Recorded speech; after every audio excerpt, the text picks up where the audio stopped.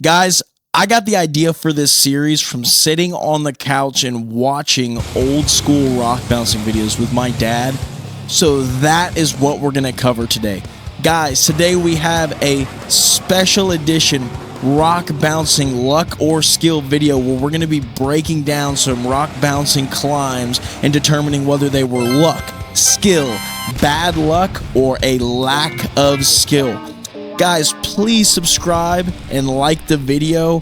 We are not just trying to build me up as an influencer here. We're trying to build something bigger here, so definitely drop a subscribe and like the video to continue to build the brand and kind of be here at day one. I'd love for you to join. Without further ado, let's get into it.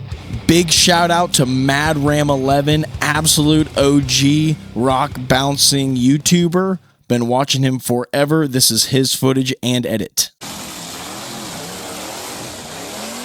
So just off that first clip, I know it was not complete. I'm going to say bad luck on the way that thing bounced up off the main ledge on Cable Hill.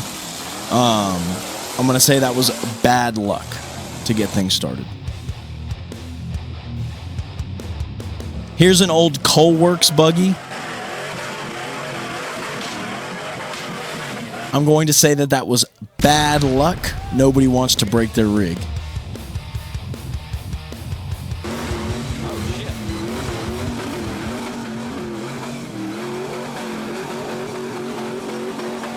All skill right there.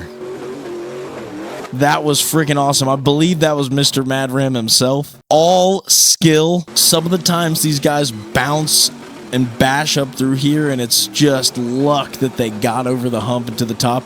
That was skill. He felt it. He knew it wanted to climb on up and he stayed in the throttle, steered just to the left or right a little bit and got up the hill and looked calm behind the wheel when doing so. All skill. And he was on a set of 39-inch crawlers. Most of these rigs, you know, have at least a 42, but back then they were 40. Back in these times they were 44s, 44-inch Interco TSLs. I always love this buggy.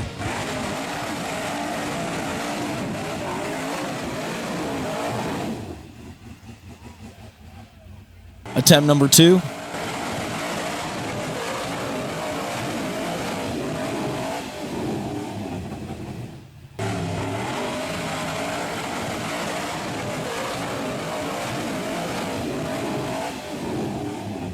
God, those cut bias plies tires just don't work like the stickies. I gotta say, I believe that was Tim Cameron, and I think it was, but whether it was or wasn't, even though that's probably the baddest buggy out there, I've got to say lack of skill right there. Just couldn't get it over the main ledge in Cable Hill and backed off. That is pretty wild if that's Tim Cameron. That's what I love about these old school videos.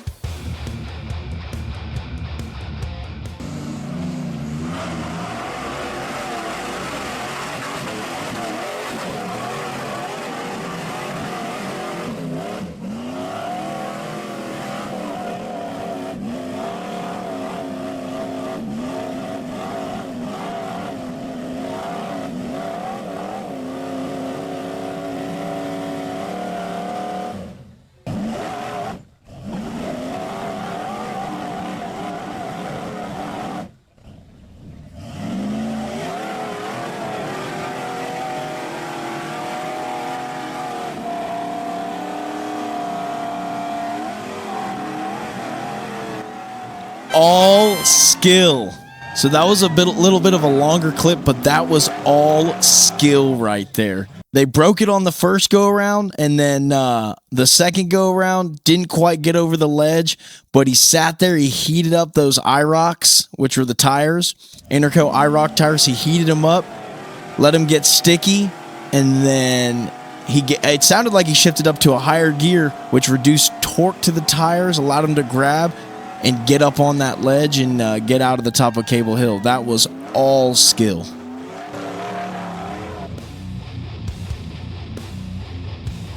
So I'm sure I've watched this clip in the past. I just saw that it was Tim Cameron's Fat Girl Buggy, so I'm pretty sure this is Tim Cameron. This is going to be our certified brawler of the video right here. Tim Cameron's always a certified brawler. I haven't watched it yet. Let's see what goes down, but I'm sure it's going to be good.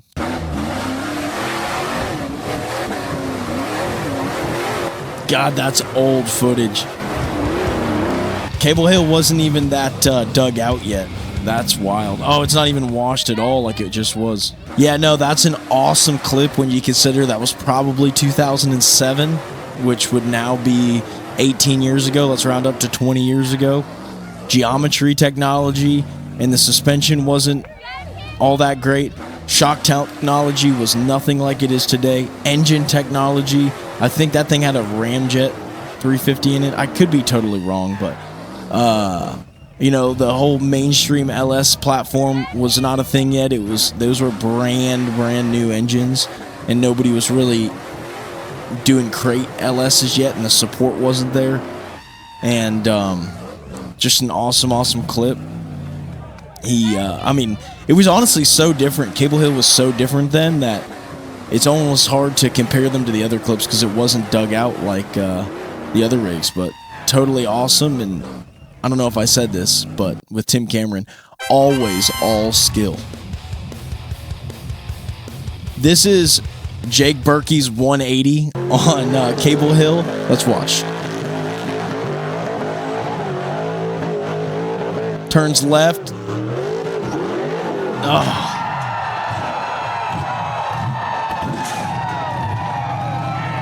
So I'm going to have to give that one bad luck. The way he turned into the bank and it caught and it launched him backwards. Now, it was all skill the way he stayed in the throttle to get the rig to launch, but then it was bad luck that the way the Dana 60 sized knuckle broke. But just overall a bad clip. And to go into why I think it was bad luck. At one point, Jake had said that Bobby Tanner said, you hold it to the floor. It was something along the lines of you hold it to the floor and pray for the best to happen. And it looked like that's what Jake was doing there. I also think he had a really quick lock-to-lock orbital valve on his buggy. So it's almost like he turned left a little bit, but then it shot the tires to the left and shot him over. And but overall, just an absolute awesome clip. And definitely skill involved whenever you're going up Cable Hill. But I think that clip overall was bad luck. If you disagree, drop a comment below. Guys, thank you for watching yet another luck or skill video. I'll see you out on the trail.